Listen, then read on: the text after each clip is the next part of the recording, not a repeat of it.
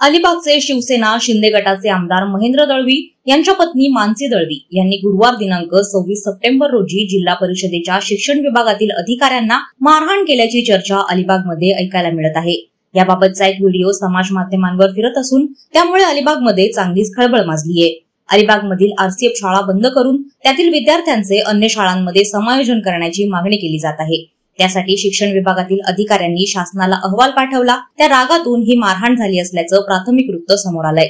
मात्र या संदर्भात कोणतीही तक्रार पोलिसात दाखल झालेली नाही।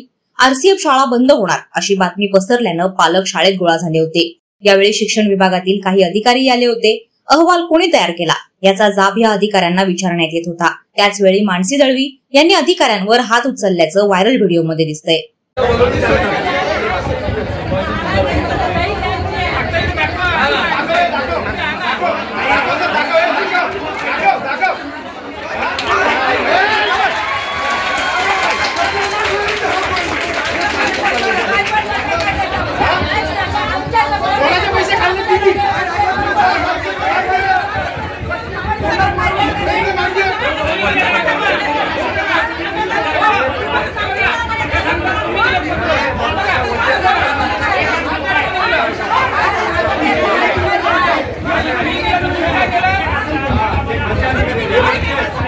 वादळवारा लाईव्ह साठी धनंजय कवठेकर, अलिबाग।